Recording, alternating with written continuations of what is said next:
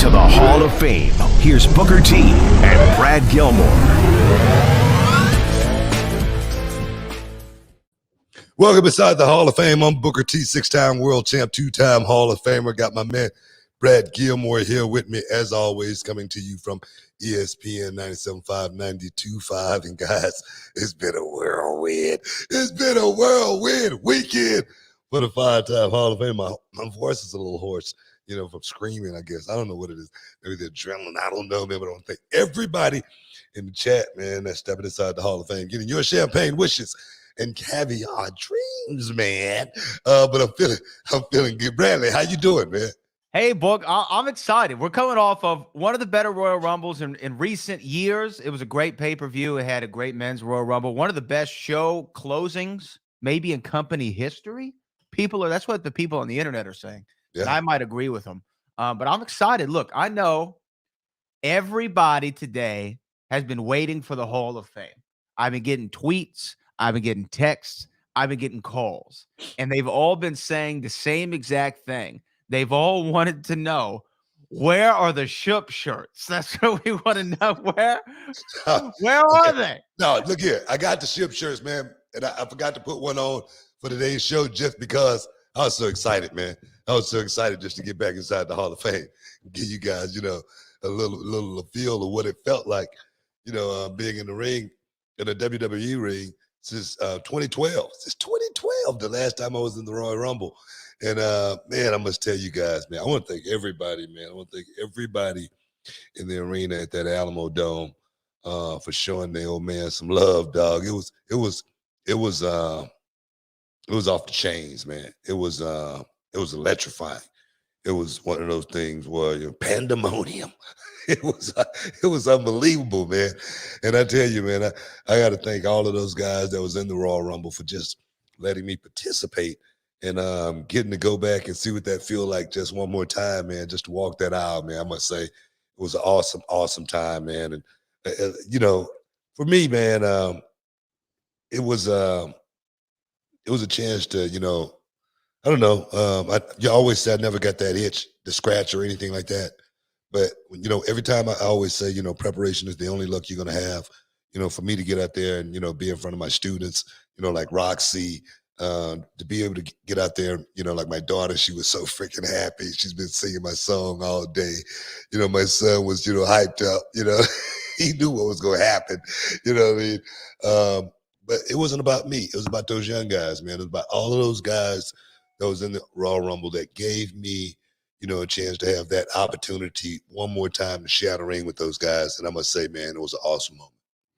Yeah, so again, if y'all are late to the party, the number 21 entrant, the only surprise return legend in the entire men's Royal Rumble in 2023 was, of course, Booker T. Came out. You had a hellacious reaction to the Alamo Dome. I know Texas is the home state, but that 58,000 strong, man, 58,000 people. I can only imagine. Those are WrestleMania numbers of people, right? I mean, that's like back in the, I think wherever it was when they were in the Astrodome, it was like 67,000. So it's very comparable to a WrestleMania crowd. I have so many questions just about the Rumble, but for years, I think at least 3 years, every time the Rumble comes around, you've been saying, I want my invitation. I'm waiting on the invitation. Where's the invitation? So I think that I, as well as everybody watching and listening, are wondering, how did this come about? Man, you know what? I was sitting at the table at the kickoff show, and I got a text message. And it was the invite telling me, Book, you're in the Rumble. And me, I'm old school, dog. I'm old school. I went down in the Winnebago, right? So something told me, bring your gear, all right? Make sure you're ready. You know what I mean? Just so you don't have to get ready. Stay ready. And boom, there it was. The text message came through, and I said, okay, here we go. I had about, just like when I won the world title, I had about my first world title. I had about 10 minutes to warm up. Okay, at about 10 minutes, you know what I mean? So That's what happened. You know what I mean? That's I awesome. wasn't warmed up. I went to the ring cold. You know what I mean? I didn't have that gloss. I didn't have a sheen on me. I wasn't lathered up. You know what I mean? And ready to go. I didn't get a chance to jump rope for 45 minutes to get the heart rate up, get the blood flowing, get the blood pumping. I didn't get a chance to do that. Let me calm down. Let me calm down. Because I would have won that damn Rumble if I would have just been able to prepare properly. That last minute text message definitely slowed me down a little bit. Well, I mean, look, you answered it for the folks. So it was you were a last minute. Wait, what is the one you always quote? Unexpected entry. Unexpected entry into the 2023 I already knew where you was going. Royal Rumble. I couldn't remember what it was. Yeah, your unexpected entry. Well, it is great that you have the old school mentality. Because at the beginning of the pre-show, so you're saying at the beginning of the kickoff show, you still did not know you were in the Royal Rumble. I didn't have my invitation yet. That's so crazy. That's so crazy. So they were holding a spot. Yeah. Well, you know, Ray went down though. I think that's what happened. I think Ray went down, and I think they had to fill that spot. Who better to call than me? They say, "Hey, let's give Book a shot at this." You were there. Hey, Who better? Like I say, I had my gear with me. Just like I say, I'm old school. Old school. That's all you young wrestlers out there. Don't show up without your gear, man. I won my first championship, my first singles championship, because Rick Martel did not bring his gear.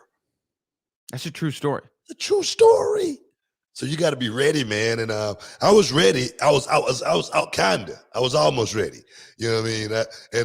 I think I went out there and just got caught up in the moment, man. That 50,000+, they were cheering my name, and everybody was wanting it. Everybody was feeling that. Hey, they had to have that Spinaroonie.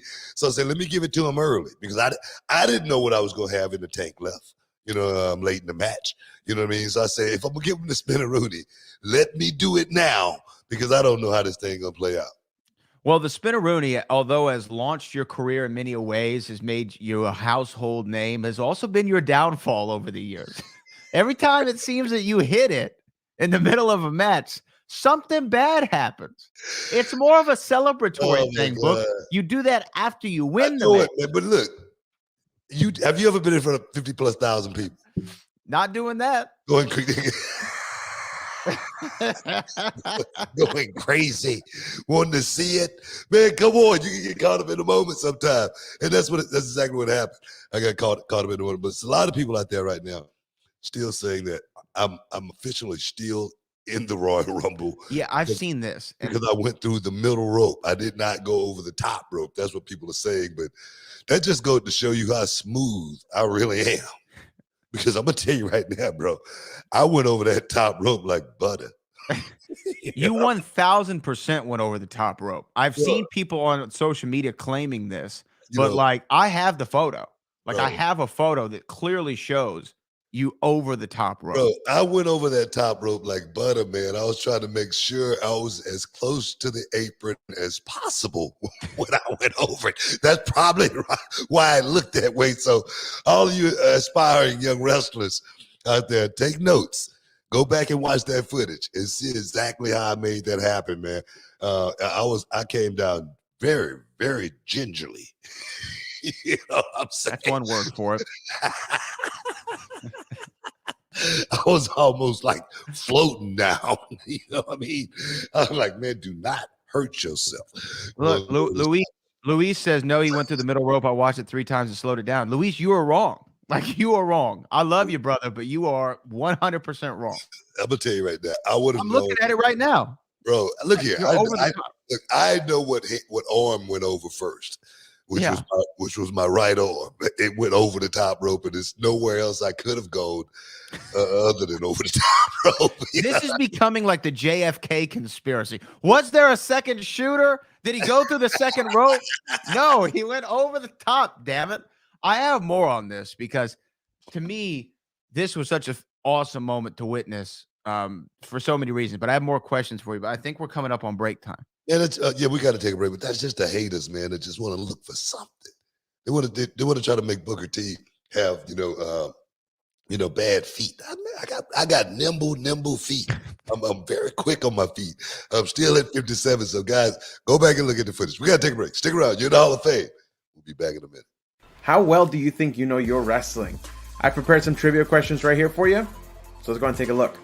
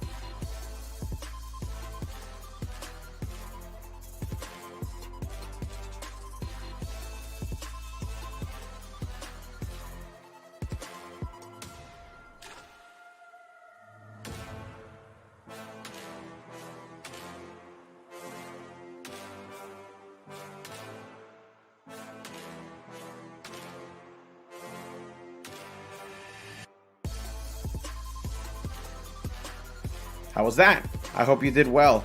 Now let's throw it back over to Brad and Booker for the Hall of Fame.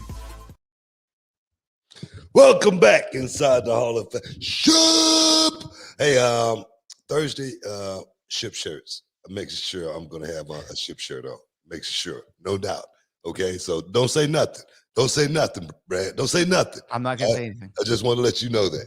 I do want to say that WWE came out with a brand new Booker T-shirt before you could produce a ship shirt.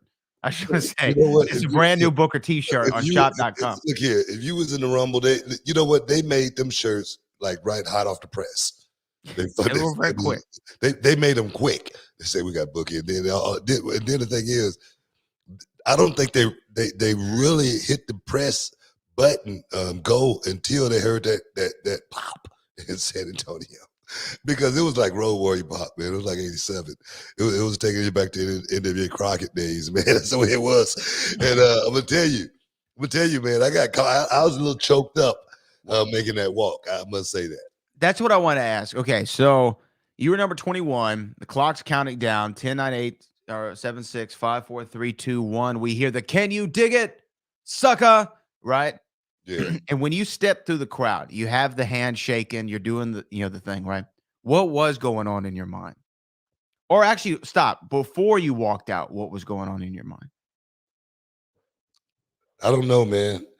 I don't know what was going through my head. I just knew I wanted to get through the curtain, and I went through my ritual, saying my prayers, you know what I mean? Making sure God, walk with me through this journey one more time. And walking out the curtain, man, it felt just like it always does, electrifying. I mean, it was unpackable, man. It was definitely deafening, I was like, wow, and I was, I've always been very, very humble.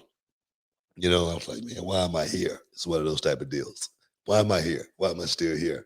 At 57 years old. And I just, like I say, man, I just thank those fans in the Alamo Dome, man, for showing their appreciation and still loving what I brought to them, for so many years, just because there's so much hate in the world and people are looking to find any little bit of hate that they possibly can, just like this Tamir Nichols situation in Memphis,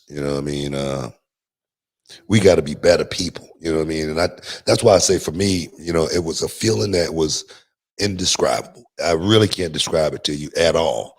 It was, and this might sound, funny or whatever, but it was like there again, why am I here? What did I do to deserve this? It was humbling, man, and I couldn't even get into my zone because I was like, gee, what the hell am I doing here? That's the moment. That's the way it felt. But I felt like I was there for a reason, and the fans, they let me know that, man, they appreciated just seeing me. And that's what my appearance was about. I tell guys, guys was like, man, book you in the Rumble. I go, man, This is an appearance. I'm not in the Rumble, okay? I'm making an appearance in the Rumble. You know what I mean? It's like I had a small role in a movie. You know what I mean? The big movie was the Rumble, you know what I mean? But sometimes those small roles, the people remember those little roles that was like Mike Tyson, playing in the movie. What was that movie? The Hangover. Hangover. He was in that Yeah. movie, that first one, for a minute. But that's what the people remembered, you know what I mean? So for me, that was like my hangover moment, to go out there, play the hits, you know what I mean, get the spinning rooney in and get the hell out of there, and then let these young guys continue to go out there and do their thing, man, because honestly, it's a young man's game. It's a young man's game. It's a young man's deal. And for me to still be able to just get a taste of it, man, it's pretty awesome. Yeah, there was a few things that was going through my mind when your music hit. One, I had already clocked earlier in the night. I'm like, this is a long ramp. Book better take his time getting to the ring here. This is you could get blown sky high before you hit the ring. That was like in Atlanta, WrestleMania in Atlanta. You know what I mean? Yeah. Stage for so long. What the hell? I could feel my hair blowing in the air. You know what I mean? That's how it was. It was such a long stage. I'm like, oh my God, but I hope it takes time. But it was awesome. I mean, you had these interactions with Dominic Mysterio, which I thought must have been pretty cool and sentimental for you, given that Ray and you had just a series of great matches in the mid-2000s on SmackDown. You won the world title from it, the Great American Bash, and now here you are, 2023, and you're giving his son some of your signature stuff. Yeah, man. It was awesome, man. I requested Dominic for that, and Finn, and I just like I say, man, it was awesome, because I've been doing this a long time, since 1990. First time I stepped inside the square circle. And I always say, man, it was like deja vu, and a place that I love so much. When I finally got in the game, I was like, man, they're going to have to kick me out this part. I'm sticking around as long as I can, man. And to have been in the game 32 years, to watch Dominic in the locker room when he was a baby, when he was a little baby, when he was a toddler, okay? And then to be in the ring with him, man, come on. That right there, that's dreams that come true that you never have. That's stuff that you don't ever think you'll be doing, But for me, it's like my career. I've been like that fly on the wall. I've seen so much in my career. I've seen so much. And it's so freaking awesome to still be here, just like, for instance, walking out of the curtain and Michael Cole going, the voice of NXT. Yeah. Like, okay, I like that. Let me get back to my role, because this job is a little harder. But it's awesome, man, to still be in the game, still giving back. Like you pointed out, 11 years since your last Royal Rumble. 11 years. It's crazy. This is a couple super chats here regarding this topic. Luis Mies says, it was a great honor to see you in the Royal Rumble, Booker T. You brought a lot of good memories. It's always good to see you back in a WWE ring. You're in great shape. Keep doing you. Yeah, I got to stay out of that ring, man, if I'm going to stay in great shape. Because it was just the adrenaline, man. I woke up sore as hell. My shoulder was hurting, my back. I had to get Charmel to stand on my back, just to get me back in line. I'm like, what the heck is going on? And when I wrestle at Reality of Wrestling, I'm taking spine busters, and I didn't feel that bad. I felt much worse after just walking to that ring and that adrenaline flowing through me, which was like almost like explosive, like you want to burst through my body, you know what I mean? And it was that, I'm gonna tell you, man, that feeling, man, is so unbelievable. So unbelievable. You never get used to that. I see why these old guys don't want to get out of the ring.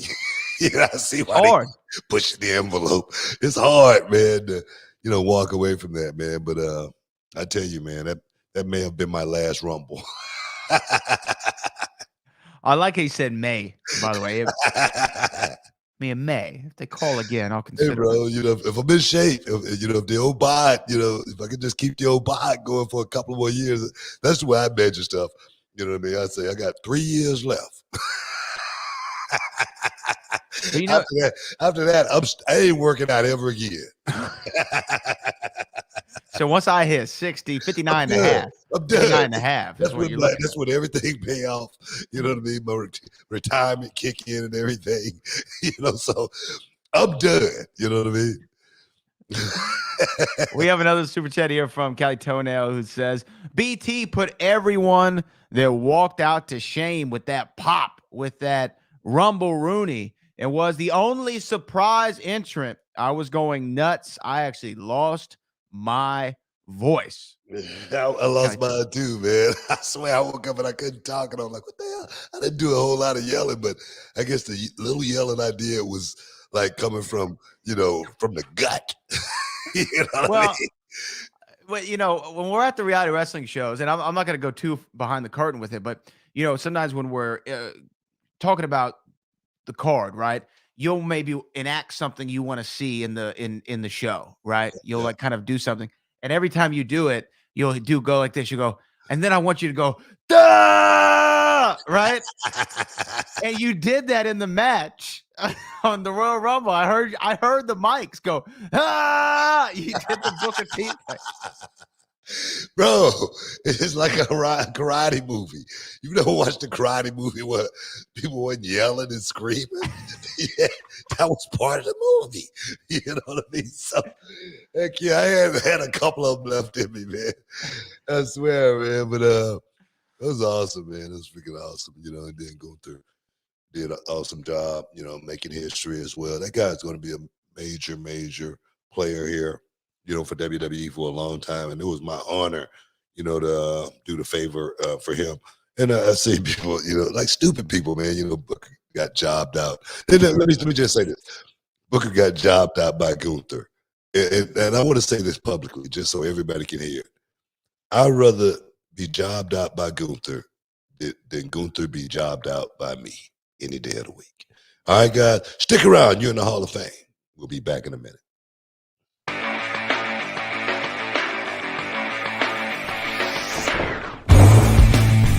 My name is Nathan Wasser, and I'm from Toronto, Ontario, Canada. I came down here to Reality of Wrestling to improve my training and get myself more experience learning from the absolute best. It's intense. It's hard. You got to leave your ego at the door and come in with an open mind. The way they do stuff here is the next level. But if you do that, you'll end up bettering yourself in the end, and you'll improve, and you'll be able to work anywhere. Nathan, he's an unbelievably awesome student. I'll tell you why, right? For a few reasons. Number one, the man packed up all the way from the Great White North to move down here to the U.S. to train because he wanted to learn from one of the best. But what's even more impressive, on top of the fact that he takes care of his body, he works hard, is the fact that he was trained by a very reputable trainer and yet still comes down here humble, hungry, ready to work and ready to learn, and not coming in here acting like he knows everything or that he's too rigid in his ways. Booker's knowledge will help you get to whatever goals you want to do if you want to be a big star in this industry. My end goal is to be in WWE. Coming down here to Reality of Wrestling, I feel is the best opportunity for me to get there, so I'm going to do whatever it takes. I can promise you, when you come to Reality of Wrestling, it will change your life. You will not regret it.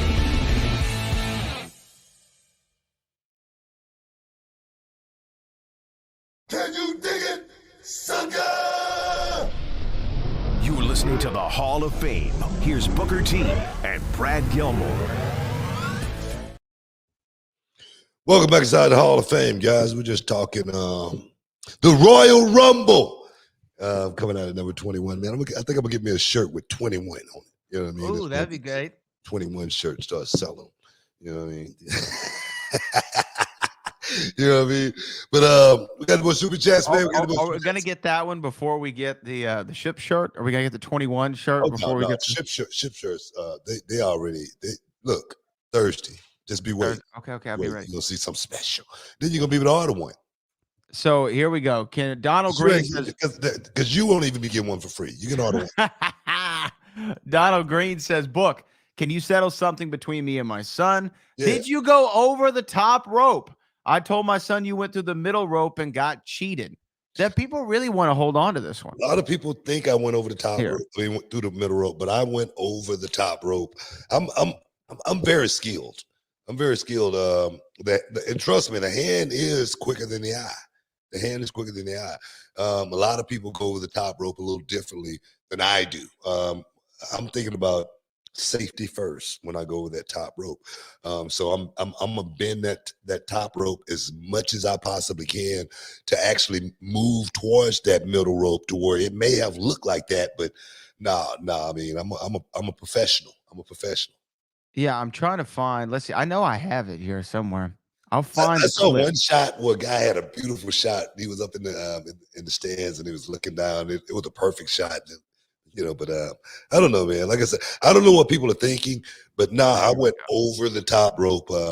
That shouldn't be a question. Here we go. Look, we're just gonna settle this for everybody right now. If you're watching on the YouTube channel, you're gonna be able to see this. I'm uploading the picture now. Here it is. You can see clearly in this photograph. You've gone over the top rope. Well, my back leg is over the top rope at that point. So it couldn't be through the middle rope. It could not be through the middle rope. You are definitely look how gingerly I am right there. Look at that right hand. You know what I mean? That right toe, everything touches perfectly on the way down. If you could roll it, roll it real quick. Brad. Here. I'll pull up the video. Let me pull up the video. And watch how beautiful that roll was, man. It was like, some Hollywood stuff. You know what I mean? I might be getting a few phone calls for some stunt work for that fall right there, man. You know what I mean? But now, I don't know why people want to hold on to something like that either, because why? And I get it. People want to say something negative about me and my appearance at the Rumble, but the ones who giving me love, man, you guys are the only one that count. I'm not going to share the audio, but here is the video here. So we're going to clearly see you hit the spinneroonie. Look at the people. Look at the people going crazy. 56, 58,000 strong. Look at the bod. Look at the bod. Look at the bod. Sheamus loves what he's seeing. Look at the dad bod. Look at the dad bod. Beautiful, beautiful. Look at the rotation on the back leg on the Rooney. And we'll watch. Here we go. Boom. Clearly over the top. I mean, you couldn't go through the middle rope that sweet. I mean, look, let's just look right here, over the top. See? Right hand over. Okay, now the thing there, boom, you're over the top rope. Back there's over. no ifs, ands, or buts about it. We've solved the conspiracy. Back and to the left. Back and to the left. Get this. That was the Zapruder film. That was it. We just broke it down for everybody. Zapruder tapes. That's what it was. Zapruder tapes. That's what it was. Yeah. You were talking about how it was an honor for you to kind of be eliminated by Gunther in a lot of ways, and man, 71 minutes, right? Previously, it was Ric Flair. Then after Ric Flair was Rey Mysterio. Now he almost bested Rey's record by 10 whole minutes. 71. Yeah. 71 minutes. Coming up in the runner-up position. But man, talk about this guy, because I think when he came over as from being Walter in NXT to Gunther, we weren't sure for a little while. But no. I've been sure since day one. No, I'm just saying we weren't sure, not from his ability, not sure like if he was going to get that chance, that opportunity on the main roster. Man, he came through. I was sure about that too. 100%. Okay. I've been praising this guy since he was Walter when he was overseas. Mm-hmm. I've been praising this guy since I've seen him work since day one. I've been praising this guy because he's a throwback to what wrestlers really used to be. He believes in what he goes out there and do. That's why his character is a believable character. Because you ain't gonna walk up on this guy, and say, "Hey, man, that wrestling stuff you guys do." You're not gonna walk up on that guy and say something like that, because he whack you so hard. You're gonna be wondering, what the hell did I just say? I'm serious. He makes me feel like the way when I watched it, back in the day with some of those guys, So I felt like this guy was going to be a major star here in the United States if he was willing to come over the pond. When NXT UK pretty much, got shut down, he had a choice to make, and he made the right choice by coming here, and he's going to be one of the biggest stars he over these next 3 years that WWE has seen in quite some time. I agree with you, and I really think that in fans' minds, he was almost. I'm not gonna say that he wasn't solidified already because he probably had the match of the year with Sheamus last year at Clash of the Castle, but this was a star-making performance for him. I think that he got on so many more people's radars than he was already by going there from almost coast to coast, wire to wire, coming in at number 1, 71 minutes, and then here's what I loved is came down to him and Cody, and we're going to talk about Cody Rhodes, the winner of the Royal Rumble, but it came down to him and Cody, and they had a full little match at the end of the Rumble. Normally, like when it gets down to the final 3, it's all real quick. It's like boom, boom, boom. All right, we have a winner. But him and Cody had a great little match, and as Cody said, he may have just repaired one pack, and Gunther was trying to tear up the other one. Yeah, he was red, man. He was bruised, battered into him, man. But that's what that dude's all about. He's not, it's no frios or anything like that. He's not out there jumping off anything or diving, through the ropes. Or he's just a guy that's going to go out there and make you believe that somebody's getting the hell beat out of them. And I can buy that 100%. And this is a lesson for guys in NXT. All right, NXT, NXT UK, wherever you're working at on that level where you're not at that next level, where you're not on the main roster, you got to be able to, cross every T, dot every I when you come to the main roster. You got to be ready. And that dude, he's ready 100% to go out there on the main roster and be a champion right now, and the people will believe him. That's the deal right there. So, guys, take notes when you're trying to move up to the main roster. Gunther solidified in one night. And before we talk about Cody, and I know we'll probably get into a break here soon, but we're going to talk about Cody Rhodes, obviously the winner of the Royal Rumble. But another moment in that Royal Rumble that was one of the coolest things of the night was we had a return since his first match from Saudi Arabia at Crown Jewel. We saw Logan Paul.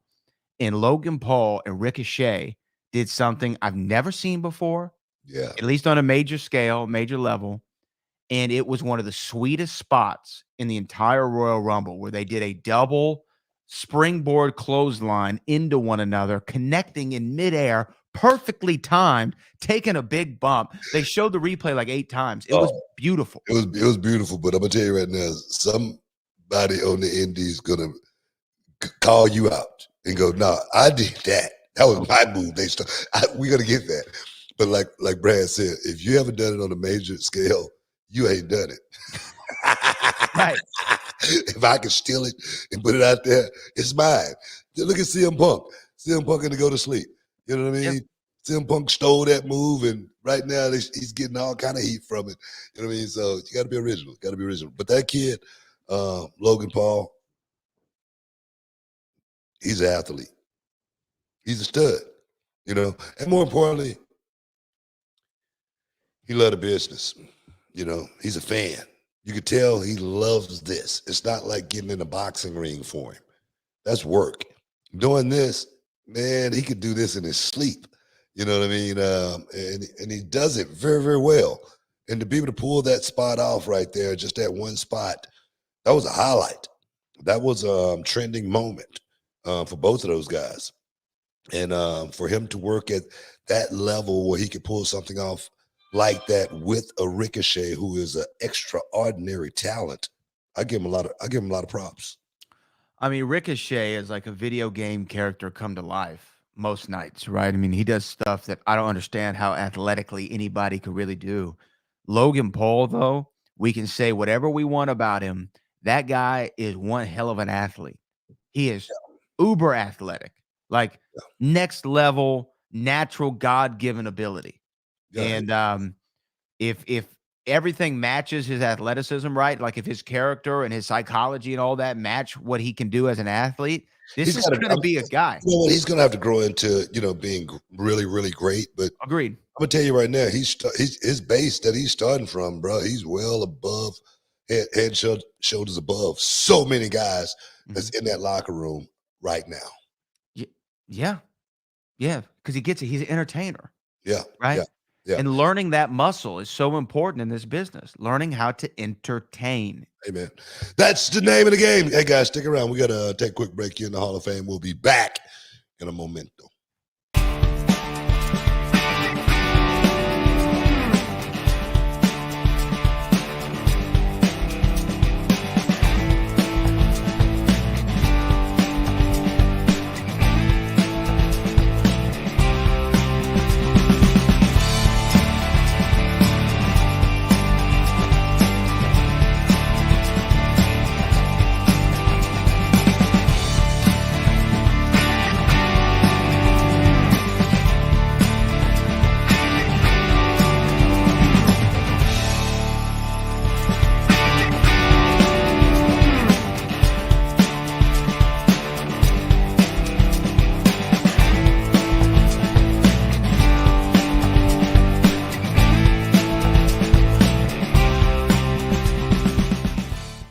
Can you dig it, sucker?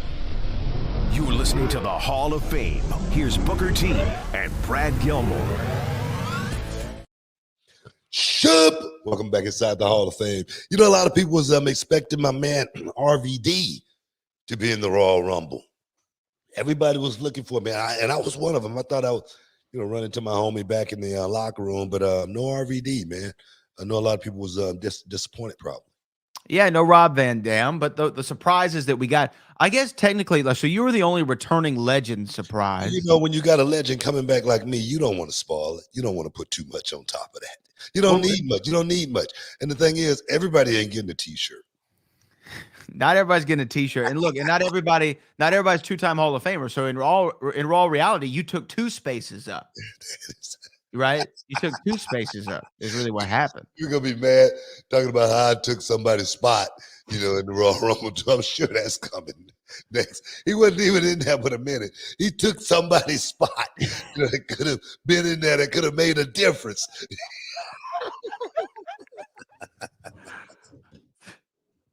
I just want to say it before somebody else do. Okay. You beat him to the punch. Beat you to the punch. We have to talk about the winner of the Royal Rumble, but before we do, we have a couple of super chats. Kylie Toenail said, Texas needs to come to Cali for Mania because, man, that crowd knows how to get into it. I need every one of those lovely Roman chants in L.A. I hope everyone sees what I've been saying for 2 years now. Yeah, we're obviously going to talk about Roman Reigns. That crowd was electric, Book. I mean, it was off the charts. Like I say, man, the crowd was lovely. They were highly into what was going on, man. And like I say, for me, kicking the show off early, the fans are always hyped, but that crowd was pretty much hyped all night. You know what I mean? The pitch black match, of course, didn't live up to the build of what people were probably expecting. You know what I mean? I didn't get a chance to see it. Actually, my son and my daughter, she came to me and told me, Dad, it was a neon match. It was a neon match. Like, what is that? It was a neon match. I'm about to have to go back and check it out. But that's the only match that I hear people, wasn't that excited about. But everything else, man, seemed like people was off the charts. Yeah, it definitely was. I know one thing, my girl Roxy, in that women's Royal Rumble match, she did a hell of a job, man. She came out on fire, man. Everything looked crystal clear. It was crisp. And I was just so proud to see her out there when just 4 years ago, she was an extra, on WWE programming. And now she's the NXT champion and a participant in the 2023 Royal Rumble match. Wow. What a story. What a story she's going to have to tell, one day. Man, what a ride. It's going to be incredible to see. You're right. Four Royal Rumbles ago was her first time doing extra work. Was at the Royal Rumble in Houston. And then now here we are, 2023. She's in the Royal Rumble and had a prominent spot. Pat McAfee putting her over on commentary. Really, he didn't have a choice but to. But it's always nice when you acknowledge somebody like Roxanne Perez, and you got that acknowledgement as well. And I think they also said that she lasted longer than you in the Royal Rumble. Yeah, they did say that. Of course they're gonna bury me. They gotta get a couple shots in. Michael Cole couldn't help himself. Oh Um, man, they put me over too, though, man. I appreciate those guys. Man. They did, but let's talk about the winner of the Royal Rumble. Cody Rhodes, the American Nightmare, came back at number 30. He Yeah. went out to win the Royal Rumble. He's punched his ticket to WrestleMania in Los Angeles, California. He's going to be main eventing with most likely, at least at the moment, Roman Reigns for that undisputed Universal Championship. Was Cody the guy, Book? Oh, I mean, I've been saying Cody is the guy. That journey got to be completed in order to really sell this thing properly. So many people love Dusty Rhodes. And I'm going to tell you right now, just think about this for 1 second. If Dusty Rhodes' music would have played and he walked out through that curtain just one more time, can you imagine the pop in San Antonio? Good God, man. That's why I said this thing is bigger than wrestling, man. This is a story that's being built that we got to be able to cash in on, man, because Dusty's legacy and Dusty's dream is still alive and running wild through Cody Rhodes. And I'm loving every bit of it. It was great to see Cody back, right? And here's the thing. It's really interesting what Cody's done for himself, because when he came out of the Royal Rumble on Saturday, he felt like a main event guy. Oh, yeah. As soon as he walked through the curtain, it was like, oh, he's so obviously the guy. And it's no disrespect to anybody else who's in the Royal Rumble, yourself included, obviously, or Gunther or anybody. He just felt like the obvious selection. Like, this is the guy we need to anoint. It just felt that way. And then for him to go out there, he could have easily said, look, this is my first match back. I'm coming off of surgery. I just want to go out there. I want to hit a couple big spots. I'll lay low for a while. Then boom, we'll go over. I'll win the Royal Rumble. But I really think that it's a credit to him to say, I want to have this little 5-minute, 6-minute match with Gunther at the end of the show. Like, at the end of the match, I want to be able to give that to him. Shine him up more. I mean, that's all that's about. It wasn't for Cody's benefit, really, right? It's for Gunther's benefit. It really, both of them, I guess, got a good look from it. But really, I just love the mentality of how he's thinking. And he is a main event guy, and I think he's the guy to dethrone Roman. I really do. Yeah. Well, thing is, Gunther, he's going to get his time. His run is going to come. That's what the business has always been about. The guy that's, in that position, let's push him. Let's push him to the next level. Right now, Cody's in that position. When Cody came over from AEW, he pretty much called his shot. He said the only reason I'm back is to win the world title. And that right there, saying that and putting yourself in that position, man, that tells me, he's ready. It tells me that he's here. I always talk about, guys playing wrestler, guys playing games, whatnot, think this is just a party going on. Cody's, he's thinking, about his legacy. He's thinking about what he's going to leave behind, as well as he's thinking about Dusty at the same time. So it becomes real when you put it in that context. When you put it in that context, it becomes real to you. And those guys right there, they go a long way in this business. And Cody Rhodes, he's put himself in that position. It's incredible to think that as great of a wrestler Dusty Rhodes was in WWF, we all remember his theme song, America. I'm just a common man. Like I say, just imagine if that music played. Oh, it would be great. I'm gonna tell you, man. That's why I say this thing is bigger, with Cody Rhodes than anybody on the roster, and it's more than just wrestling, and you can feel it. You can feel it when Cody walks out, like you say, you can feel it. And Cody's theme song stuck out to me this time. I've always heard his song. It came from AEW too. I never really paid attention to the words, right? And when he was walking out and making his entrance, speaking of his father, Dusty, the lyrics say, when I was younger, right, my father always said, hard times make better men, right? And, of course, we know about the Dusty Rhodes Hard Times promo. Yeah. And I just thought about, coming off of an injury like that. That's hard times, right? That's hard to come back from a pectoral. You could tell Cody was a little bit leaner too. He didn't look as big as he did the last time we saw him. He thinned out a little bit from that surgery. So I know that he had to go through hella rehab to get this done. And look, he also said they had a post-show press conference where he said, look, Triple H has no reason to be a fan of mine. He said, in AEW, I smashed the throne with the sledgehammer. I took all the shots in the world, right? He said he has no reason to be a fan of mine, but he appreciates Triple H and the team having trust in Cody to anoint him right now as the winner of the Royal Rumble and the main event of WrestleMania. That's huge. Well, it just shows the growth, man, in Cody Rhodes. You know, when he left WWE, you know, I felt like he needed to. I felt like that was the best thing he could have done. You know, going out there and tasting that grind, tasting that independent world, something that he never had to do or never had a chance to do because he came, boom, right to the major leagues right off the bat. You know, I get it. You know what I mean? Some guys aren't willing to do that. Some guys want that steak and lobster on a silver platter, you know. But Cody, I got to give him credit that he went out there and he created that American Nightmare image on his own, and then he put a company on his back in AEW and brought that company to a certain place, and you can't take that away from him. Cody had a lot to do with AEW, boom, kicking off and, you know, being in position to have stars, a big star right off the bat, you know. So he's done everything. He's done it all on his own. He's done it his way. So I give him a boatload of credit for it.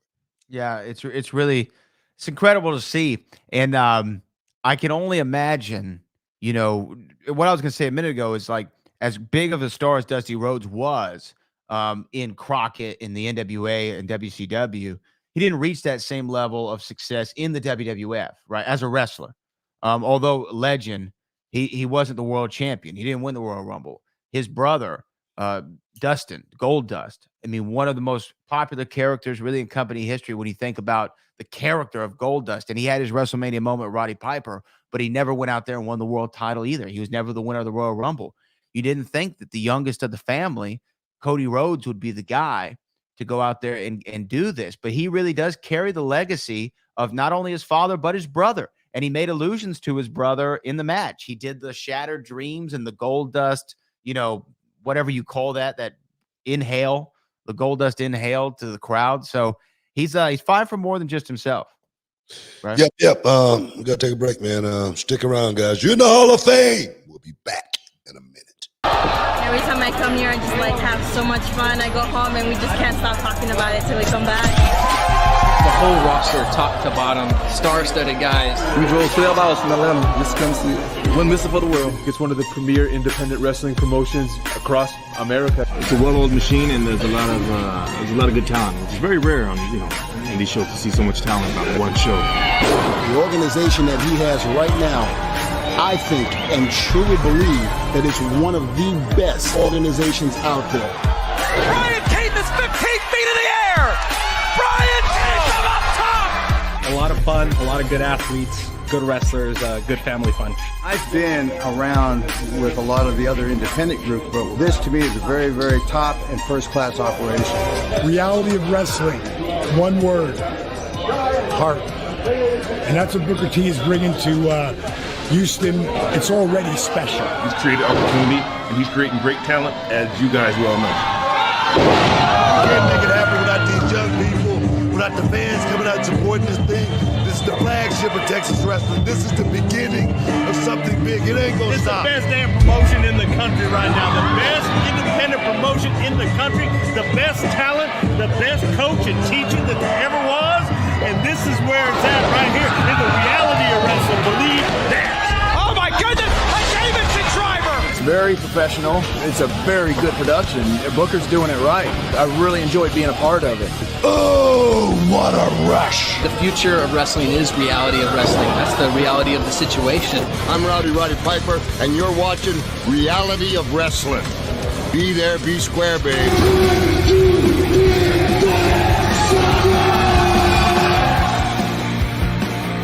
Can you dig it, sucker?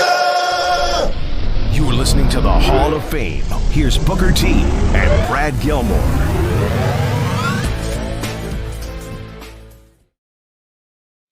Welcome back, guys, inside the Hall of Fame. Getting your champagne wishes and caviar dreams. Want to thank all the super chatters. Guys, make this thing happen. You guys make this thing work. And it's all about the people.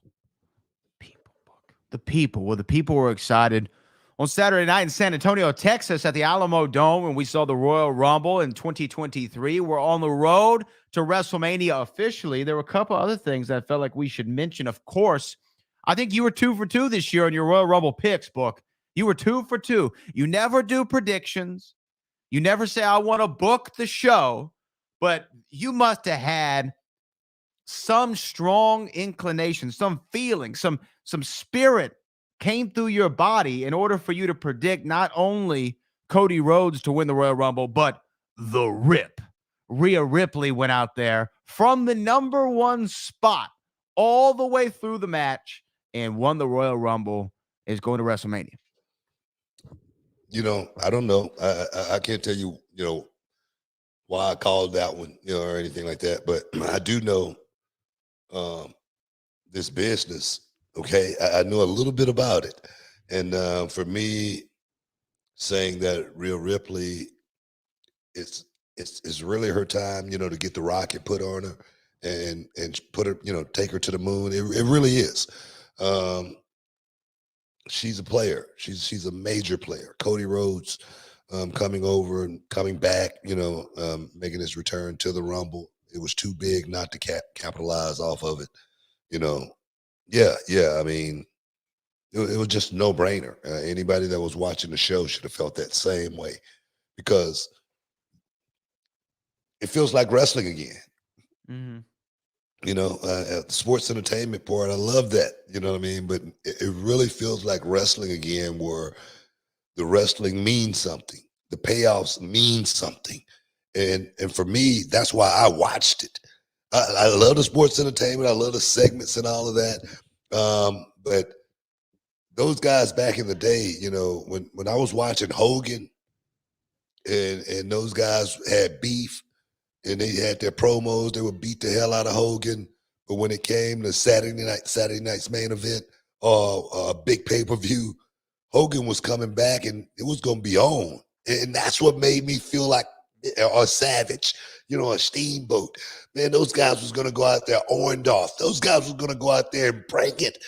And that's what it feels like right now, watching guys like Gunther, go out there and do his magic. Watching guys like Cody Rhodes, I mean, chopped up like the cheapest chopped liver you're going to find at one of these meat houses. You know what I mean? He was just chopped up, bro. Yeah. And there's no way you can hide that. There's no way you can camouflage. There's no way you can fake it. You just got to take it, and the thing is, it's not ballet. That's what we used to say back in the day. And when I watch these guys go out and do it, they make me feel like I'm, watching something that I can really get off into. Look, when you talk about Rhea Ripley and the performance she had in the Royal Rumble, you're right. It felt like back in the day kind of stuff. Like, she, again, this Judgment Day has elevated her to another level. It really has. And her being mommy, I'm your mommy. Yeah. This whole character that she has, even her gear has changed. Yeah. And her gear makes her look like a superstar, even bigger, right? Yeah, but it's been not just that. The Judgment Day has been able to hide Rhea Ripley for this last year, to where the women's division is really not thinking about Rhea Ripley. Okay, she's off on her own wing doing her own thing, and for me, that has been great, because it's given the other women a chance to actually be able to get their piece of the action as well. You know what I mean? The division is not too crowded, not too convoluted, and then when somebody like Rhea Ripley win the Rumble, they automatically get that ticket. And then you automatically, the focus shift, and you go, oh man, Rhea Ripley was going to happen here. Ultimately she's going to have to, leave Judgment Day, especially if she was to win, and cash in. So my thing is, it's perfect. It's perfect what they've done with Rhea Ripley over this last year. And for her, one thing about this business, working is all good. Getting in the ring and wrestling, that's cool, But being on television, like Rhea has been doing the angles and stuff, the promos and stuff she's been doing, that stuff is worth its weight in gold. Yeah. And most people don't understand that. They don't get. They just want to see you wrestle. They just want to see you go out and compete. But for me, it's much bigger than that. Well, and you are right. And when you talked about throwing back to the old school guys, it's so crazy. I just saw somebody say it, and I was literally just about to say this, and somebody in the chat said it. When you say Randy Savage, I don't think of him and Steamboat first. I don't think of the elbow drop first. The first thing I think about are like his classic promos or angles. Like he just put it up here. Where'd it go? Where he has the little coffee creamer in his hand, right? He's like, the cream of the crop. Cream of the crop. The cream of the crop. Oh, here it is. I'm the cream of the crop, right? Or I remember him and Hogan. You had lust in your eyes, Hogan, right? Talking about Miss Elizabeth. I was for the plastic surgery, man. That stuff. I remember, I remember, man. The Macho Man is too hot to handle, and I'm too cold to hold. You know what Macho Man has a plan? You know what my plan is? My plan, no plan. My plan is no plan. Like, no, but when you saw him in the ring with Hogan, you couldn't take your eyes off of it. Right. It was real, man. But because he made us buy in. Right? We bought into Randy Savage. We bought into Hogan. Rhea Ripley makes you buy in. Well, she has a chance to really make you buy in now, being in a position to where she's not just going to be on the roster. Rhea Ripley is a champion. She's a major player. You just can't be putting Rhea Ripley in matches and expect for her star to really, really like shine, like, bright like a diamond, Right. So for me, I'm thinking about, with this one, you got to put her in the right position immediately, right off the bat, so that's just my opinion, but I think she could definitely be the one. I definitely agree with you. Aaron C says, what do you think about Gunther giving his push? We talked about that earlier, Aaron. You might want to go back and check out our earlier segment. One thing the kid's getting a rocket on him. He's going straight to the moon. Just the other night, he just had to slip on a banana peel, baby. That's all it was. Going back to the women's match, I do want to say, there weren't as many surprises as there has been a year past. I love seeing Roxanne Perez. I also thought the Michelle McCool spot was pretty cool. I like how they did it because they showed her in the crowd earlier and you didn't really think much of it. And then, when they come back for the Rumble, it goes over to her. She's like, all right. And she gets in there with, her Ugg boots on and goes and hits the Styles Clash and starts hitting people. That was a cool little spot. They haven't done that in the Rumble before. So I like it. That happened was when I did it in 2012, right? You did it you got it from the table. Yeah. Yeah. She came out from the crowd. It was pretty cool to see. I like Michelle's still in great shape too. Man, she works out like crazy, man. She's a workaholic as far as being in the gym. She's a gym rat. So yeah, man, got to stay on top of it, man. Especially when you're getting older. But she definitely still looks the part. Oh yeah. Still looks the part. Still plays the part. But now, Book, let me ask you this before we get into the main event of the night, which I know a lot of people are going to want to hear about, the Sami Zayn, the Kevin Owens, the Bloodline, the Roman Reigns of it all. Rhea Ripley, I know you don't like to book the show, so I'm not going to ask you to, but if you had a preference of which match you could see for the title at WrestleMania, would you rather see her and Charlotte or her and Bianca? Man, thing is, Bianca, she's a player. I love Bianca. But I just don't want to see Rhea versus Charlotte too soon. I think that's a match that is going to be very, very important for Rhea Ripley to really get the rub and then move to the next, to even a higher level. So you got to be able to know how to, stack this thing properly in order to really get the, maximum effect out of what you really try to do with someone like Rhea Ripley. because, like I said, you don't want to drop the ball on it. You got one shot at really, making that thing something right. And so I wouldn't put a trigger on that one. It would be her and Bianca first before it would be her and Charlotte. That's just me.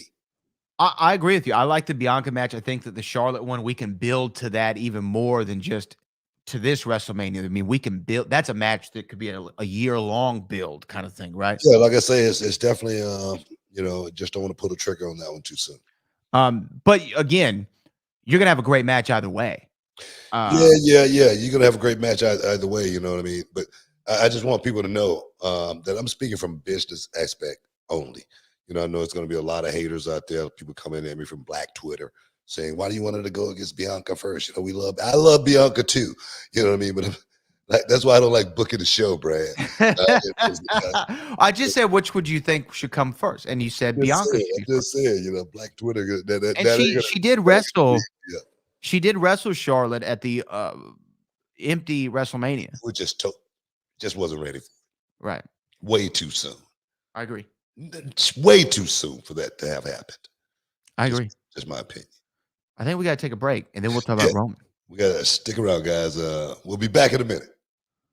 How well do you think you know your wrestling? I prepared some trivia questions right here for you, so let's go and take a look.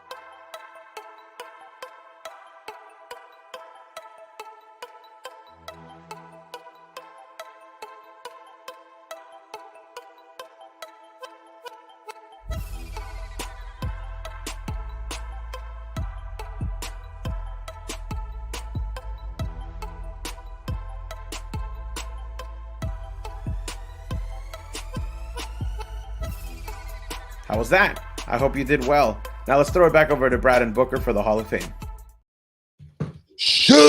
Welcome back inside the Hall of Fame, guys. Hey, man, this show is going pretty quick, man. It's going pretty quick.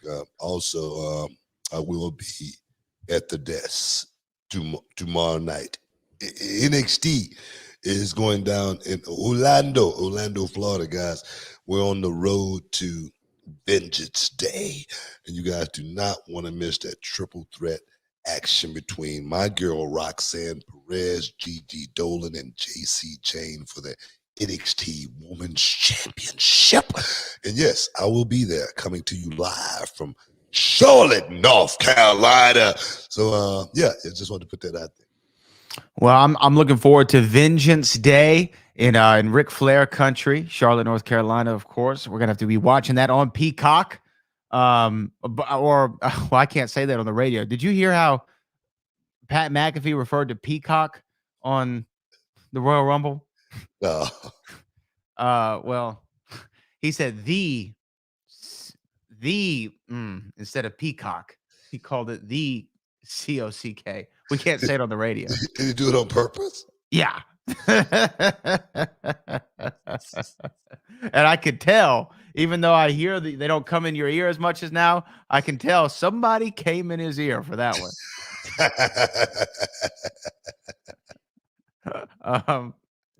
Anyhow, look, let's talk about the chairman of the board, but it came back.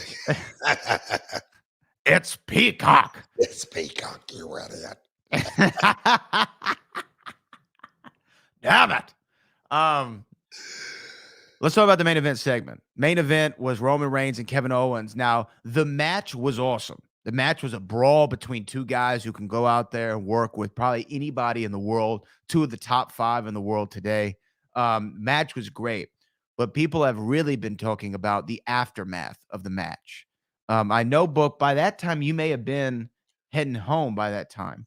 Oh, no. We're not heading home, heading back to the... I was back, heading back to my Winnebago because I had to get up early and do some A&E work. I had to finish up. Yeah, and of course, Corey Graves said that you were probably back at the hotel eating sea bass on the broadcast. But Um, that too. that too. But this main event segment was incredible. I mean, people are actually calling it one of the greatest angles in the history of WWE. This thing with Sammy and the Bloodline has built up and built up and built up. And that poetry that we saw at the end of the Royal Rumble, where they're beating Kevin Owens up, they got him tied up in the ropes, and he's telling Sammy, hit him with the chair, hit him with the chair. And Sammy looks conflicted, and then Roman turns his back. And just like he did, just like Seth Rollins did to Roman when they broke up the Shield, right? Roman, this was so great. Sammy hits him in the back with the chair. Roman takes the same bump down to his knees and falls. Jay and Jimmy and Solo and Paul Heyman are looking in shock. They don't know what the hell's going on. Jay can't bring himself to hit Sami Zayn. He rolls out of the ring and walks to the back. The Bloodline's in chaos. I mean, it was poetry in motion.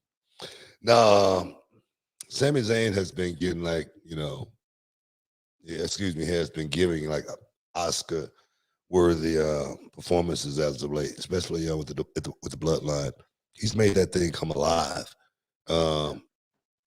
He's definitely made it feel a certain way when you watch it. He stepped up big time. A lot of people right now. I was just reading just something last week, and it was saying Sami Zayn, the new face of the WWE. Mm-hmm. Just go to show you what this guy is, and that's right. You know, WWE is literally, it's kind of like when you walked into my office the first day, Mm-hmm. and you remember what I said, right? Not a whole lot of money, but there's a lot of opportunity. Exactly. That's what Sami Zayn, he's made. He's taken advantage of every opportunity that's been presented to him. Just go back a few years. You know what I mean? When Sami Zayn was that white meat baby face, you know, coming in there, you know, jumping through the, you know, middle of the, you know, ropes and stuff, you know, just trying his best to be the best baby face he possibly could be. And then you see him morph into almost like a Noriega type character for a minute. Right. You know what he was, but you know he was very entertaining. You knew you could put him in the show anywhere, and he was going to be able to make that part something. You know what I mean? And then to morph into this Bloodline thing, man, he has taken every advantage and made it something special. And that's what the business is, man. Because you might, in the Bloodline, I'm quite sure, I can almost guarantee you this 100%. No one thought Sami Zayn was going to get that thing over as big as he has. No one could have predicted that. No one could have seen that coming. But when you got something and it's working, you say, man, let's ride with it. Let's run with it a little bit further. You know, so Sammy has definitely you know, as well as the Usos, those guys, as well as Roman, those guys have been doing a hell of a job. Yeah, you know what? You want to talk about Oscar-worthy performances? Main event Jey Uso has really come into his own in this angle too, right? Where he's believable from a character standpoint. You can see the emotions on everybody's face, and like when Sammy hits Roman, Jey just looked like he was mad, but he wasn't so mad that Sammy hit Roman. He was mad that that he had stood up for Sammy, right? And he said, Sammy's my guy. And it's almost like he was disappointed. Yeah. He was mad because he was disappointed in Sammy. It wasn't even that he hit Roman. He was just mad at him. It's so well done. And you're right. When I started seeing Sammy come out with the Usos at first, because remember, he wasn't like around Roman a lot. He was just coming out with the Usos. And I'm like, what is this? It was kind of stupid at first, to be honest with you. Like, I didn't get it. I'm like, why does he want to be with the Usos all the time? It didn't make any sense to me. But as this progressed, and as more and more was added to it, and he was the honorary Uso, and then Sammy said on the mic that one time, hey, that's not very Usy. And that caught on. And he was even popping Roman and Paul Heyman like they were breaking character on screen because he was so entertaining. And he was so locked into that character that it was so hard to not appreciate in the moment what he was doing. And then that led it to this moment here. I don't know where they made the point where they're like, hey, look, I got an idea. What if we start really slow burning this angle? Because when they had the trial of Sami Zayn on Raw, and you see all the little moments between him and Kevin and leading up to this match, and him during the whole match, you can see how conflicted he was. What he saw was happening, and he didn't know how to react. And I think this is leading, if I had to guess, to a couple matches, right? I obviously you got to do Sami and Roman, most likely in Montreal, Sami's hometown, at the Elimination Chamber. Hey, man. And then after that, do Kevin Owens and Sami as a team versus the Usos at WrestleMania. Like, there's so many matches. You know what? There's so much you can do with this. I don't want to book it or anything like that, but I can tell you this. The storyline with the Bloodline right now is the hottest thing on television. And I don't think it would be the hottest thing on television without the assistance of Sami Zayn and what he's brought to this group, and just the believability and everything that he's been able to go out there and do from a performance standpoint. I'm loving it. I'm loving it. You know what I mean? Just like the one night when Sami, Bloodline was getting run down, and then Sami just took the mic and just went into a promo, and they was like, "Whoa, what the hell is going on here?" It's like, the Bloodline is, it's it. You know what I mean? This is our show. And I was like, well, like, man, this is some good stuff. You know what I mean? It just makes me feel out there again. Just like I said earlier, it's wrestling. I'm watching wrestling again, and for me, wrestling was always, entertaining as possible. You can call it sports entertainment, you can call it whatever you want, but it has a different feel right now, and I'm loving it. This is like we were just talking about with Hogan and Mach and all those guys. This is what makes wrestling wrestling. And when people say, man, why do you like that? Why do you like wrestling? I'm like, this is something I can show them, right? Yeah. Watch this. This is why. Well, it's a male soap opera. I mean, that's the one thing. The beatdown that they gave Sami Zayn, that was like somebody called the police. That was like you on Jerry Lawler. It was criminal. It was me as an adult, I can get off into that all day long, and it wasn't a bunch of blood. It wasn't a bunch of that. They just beat the hell out of them. You know what I mean? So that right there for me is what I mean by, man, this is wrestling again. I'm getting that feeling again, to where me as an adult can get off into it. And my son, he's right there with me going, oh, Dad. My son, man, he had so much fun, it wasn't even funny. And for a while, I pretty much judge things by the way he's feeling. And right now, he's back in the game again. Guys, stick around. We got to take a break. You inside the Hall of Fame, getting your champagne wishes and caviar dreams. Stick around. We'll be back in a moment.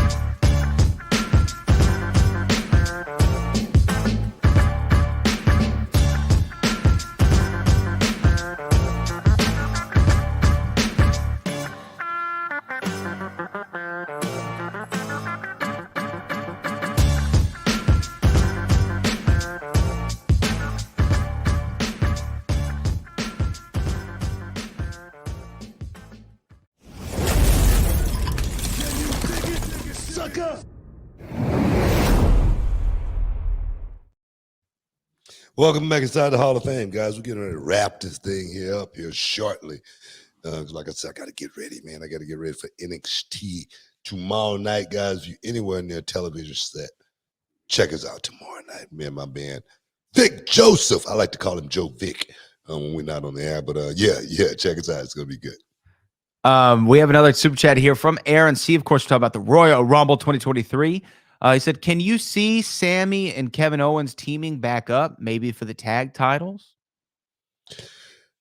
I can see that. It's a lot of stories that can be played out. I like the friendship thing, that Kevin Owens and Sami Zayn has been going through it. I mean, that's been like a never-ending story for like some years, right?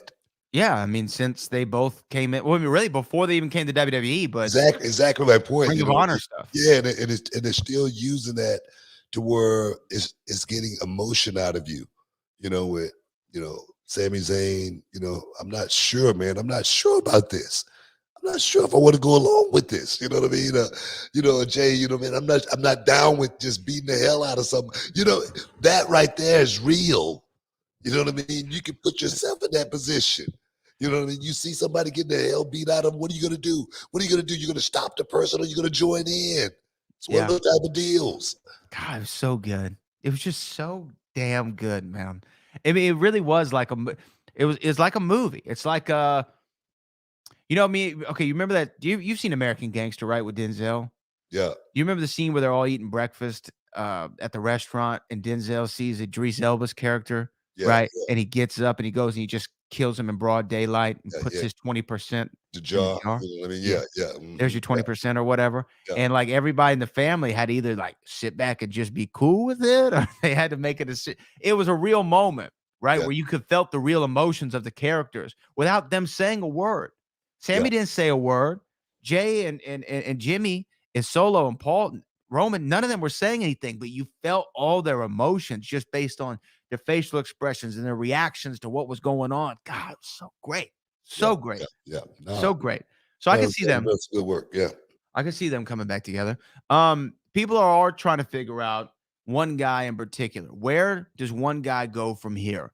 And the one person who's been talked about so much over the last 72 hours has been Seth freaking Rollins, who's really put in another career year for himself. He continues to consistently be good, right?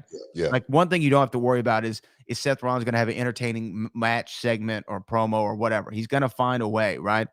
He did set the internet on fire on Friday. That was pretty funny. At first, I'm sure you heard it. I watched it. His comments to Mr. Phil Brooks.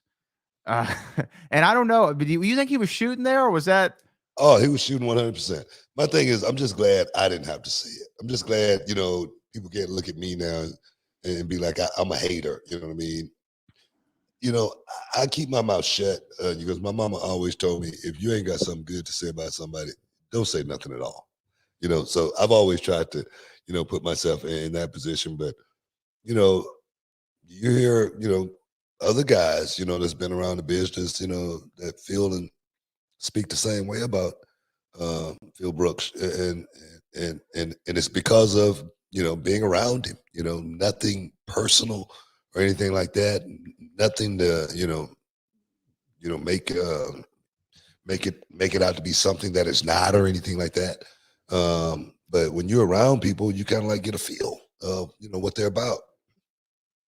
Yeah, I mean, he was pretty direct. I mean, he called him. He called him a cancer, right? I don't think that. I think that some people in AEW said that as well, though. Yeah. I have the. Should I run the audio or no? No, I mean, there's no need to. People, but if y'all don't know what we're talking about, just go find a clip on social of Seth Rollins talking about CM Punk. But really, I didn't mean to bring that up. What I wanted to talk about was, where does Seth Rollins go from here? He's got kind of no clear story right now. What would you like to see Seth involved in moving forward? Is there anything that comes to mind? Because no matter where you put him, we've seen in years past, he's always going to turn in a great performance, no matter what. Yeah, I mean, one thing about this business, you can't be on top all the time. It just doesn't work that way. Seth Rollins has been, he was that chosen one for quite some time, right? Mm-hmm. He had a hell of a run as well. Ball got shifted, got shifted around, and then boom, now Roman's, running with it. But I think Seth Rollins, he's a player, man.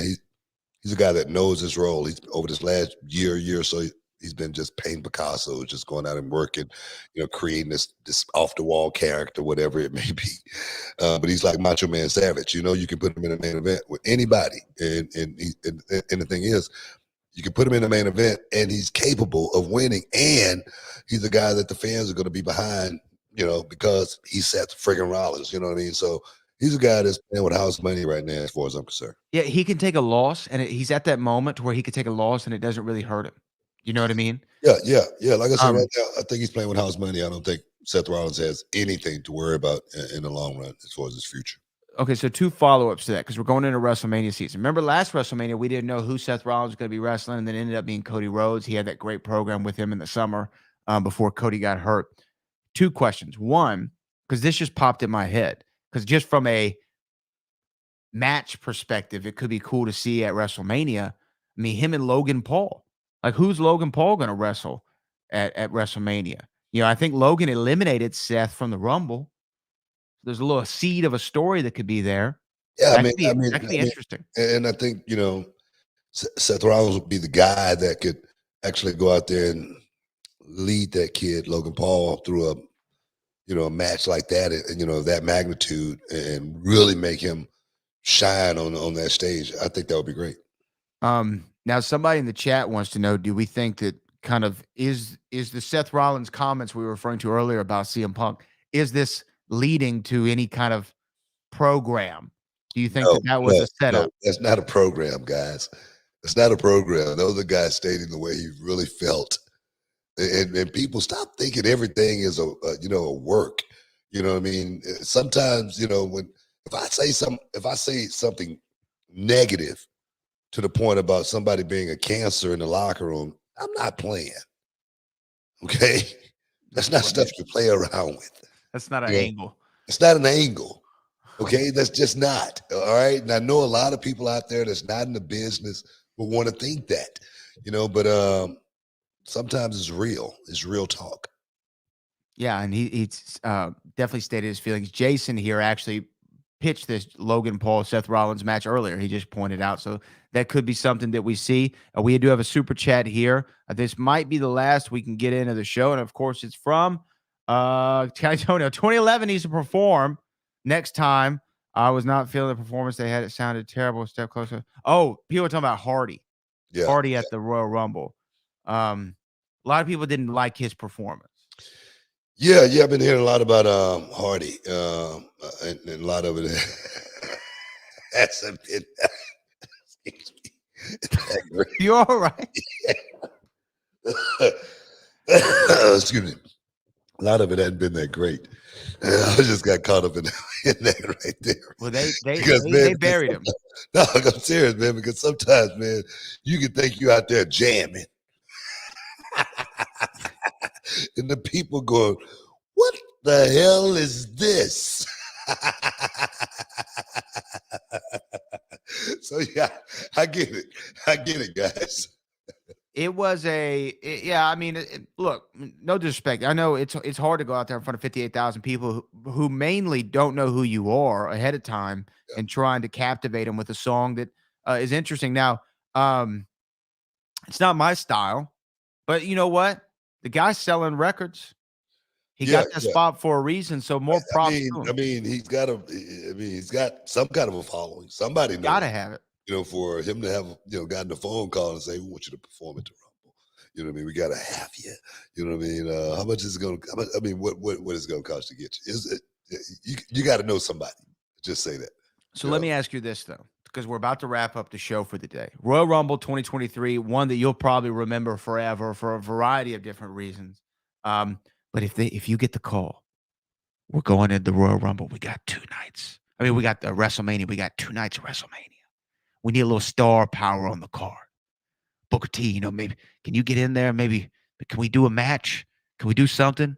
Can we set something up? Maybe you and Gunther for the Intercontinental title. Can we do it? Can we do it? Can we do it? No, we can't do that. We can't do that at all. And my thing is, if you want me to work somebody, it's got to be somebody like Ricochet, somebody real small who can bump around. Somebody that can bump around. Find me the smallest guy on the roster,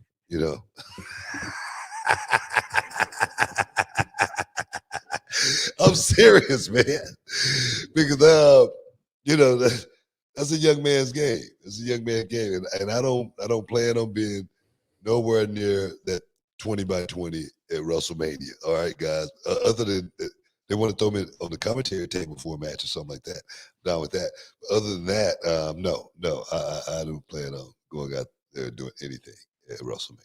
We're on the road to WrestleMania. WrestleMania Goes Hollywood. They posted the classic vignette today on WWE.com of you and Eddie Guerrero doing the Pulp Fiction reenactment. Classic. We're on the road to WrestleMania, book. It's gonna be a fun one. I'm excited for this WrestleMania. I'm looking forward to it, man. I'm always happy to get out to LA, man. It's always good to go out and hang out, and get me some of that katana. I'll be heading to Katana. I'll be heading to the Strip.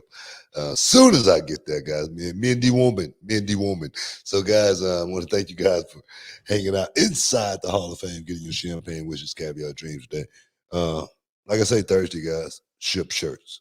Gonna be looking good. I promise you. I promised you that. Bradley, as always, thanks for bringing it up. But right now, peace. We out.